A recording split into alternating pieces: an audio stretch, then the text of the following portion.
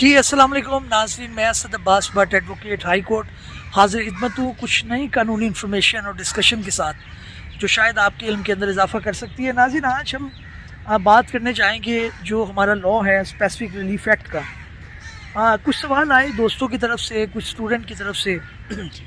उनका ये कहना था कि जनाब ये बताया जाए कि ये जो लॉ है 1877 इतना पुराना लॉ चल रहा है, इसको तरमीम क्यों नहीं किया जाता, इसके अंदर अमेंडमेंट क्यों नहीं आती।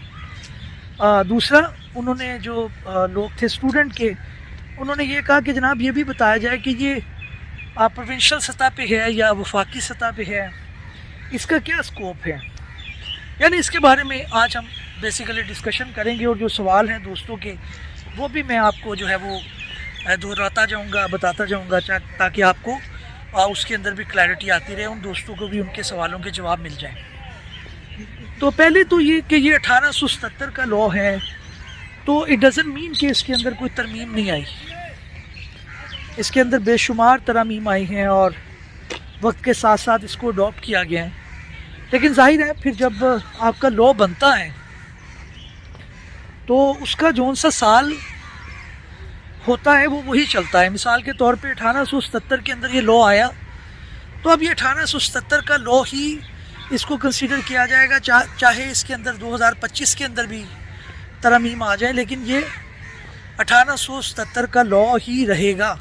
इसका जो ऊपर ईयर ऑफ एनेक्टमेंट है या साल है, जिस साल ये वजूद में आया, वो वही चलेगा। उसके जिन सेक्शंस के अंदर तरमीम आई हैं, आज इसके अंदर कोई तब्दीली आई है, उसका वो जाहिर है उसका अलग से जिक्र आ जाएगा। तो ये जो आपका सवाल था कि जनाब ये इतना पुराना लॉ क्यों है और इसके अंदर तरमीम क्यों नहीं आ रही, ये आप समझ लें कि इसके अंदर तरमीम बेशुमार है और साल की वजह मैंने आपको बता दी है कि जब ये नेक्ट होता है तो फिर उसी साल ये चलता है। दूसरी इसके अंदर जो बात आ रही है वो ये है कि जनाब दोस्त कुछ कह रहे हैं कि जनाब ये बताया जाए कि ये जो है वो किस तरह से इसके अंदर ये फेडरल सतह पे है या वफाकी सतह पे है या सूबाई सतह पे है, क्योंकि इसके अंदर कन्फ्यूजन आती है कि जनाब ये हमें पता नहीं चलता कि ये किस साल के अंदर किस सूबे के अंदर एप्लीकेबल है, किसके अंदर नहीं है। देखिए ये जो इसकी थोड़ी हिस्ट्री में जाना पड़ेगा। 1877 के अंदर ये लॉ आया था। जाहिर है 1857 के अंदर जो है वो ब्रिटिश राज यहाँ पे आया और उन्होंने अपने मामलात को बेहतर किया, यहाँ पे कानून साजी की, और वो जो ब्रिटेन के अंदर जो लॉ था उसको भी वो पाकिस्तान के अंदर ले आए।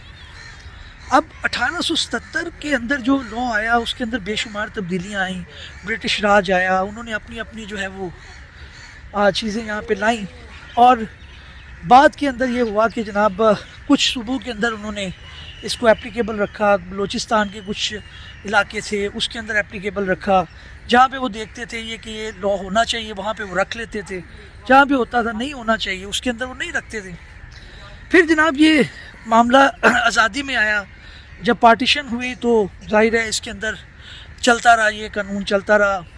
फिर 18वीं अमेंडमेंट का दौर आया, तो जब मुल्क के अंदर ये बहस छिड़ी कि जनाब स्पेसिफिक रिलीफ एक्ट के अंदर जो सारी चीज़ें दी गई हैं वो फेडरल लिस्ट में नहीं है, वो बल्कि सूबाई फहरिस्त में है। आपको पता है कॉन्स्टिट्यूशन के अंदर ये फहरिस्तें हैं कि कौन कौन सी चीज़ों के अंदर कौन कौन सा सूबा लेजिस्लेट करेगा या फिर जो है वो वफाक लेजिस्लेट करेगा।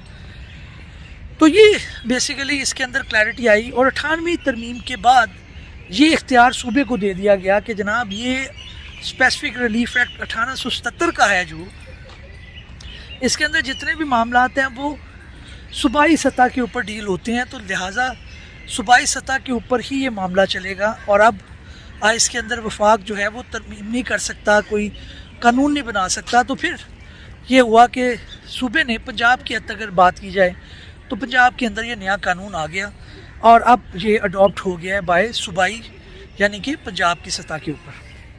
ये भी हमारा सवाल क्लियर हो गया। अब अगला जो बात आती है इसके अंदर कि जनाब ये स्पेसिफिक रिलीफ दिया कैसे जाता है, स्पेसिफिक रिलीफ कैसे दिया जाता है। देखिए इसके अंदर सेक्शन 5 अगर आप पढ़ेंगे 1877 के एक्ट का तो वो आपको बड़ी क्लैरिटी देता है, और सेक्शन 6 भी अगर आप पढ़ लें तो उसके अंदर आपको मज़ीद जो है वो एम्बिग्विटी आपकी दूर हो सकती है, क्लैरिटी आ सकती है।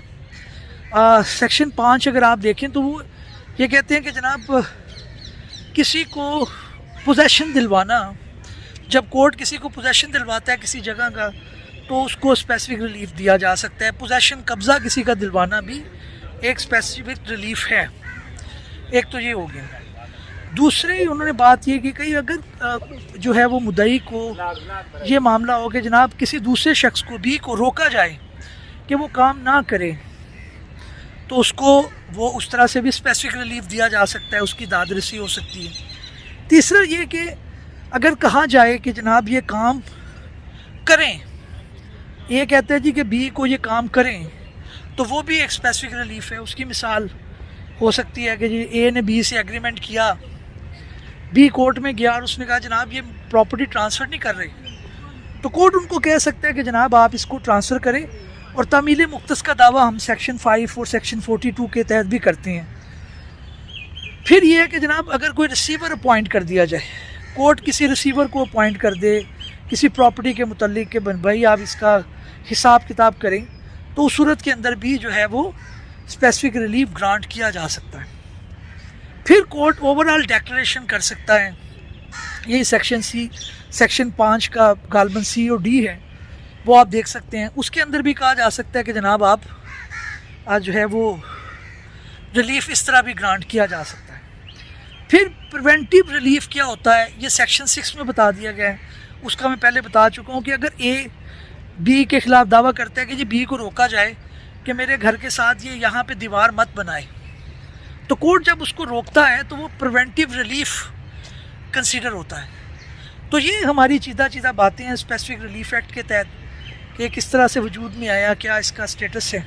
इसी तरह से आज सेक्शन 6 तक पढ़ते हैं, फिर इसको आगे लेके चलते हैं और पूरा इसके ऊपर एक आज जो है वो आर्काइव बनाएंगे ताकि सारे दोस्त जो पढ़ते हैं इसको उसके अंदर उनको क्लैरिटी आ सके।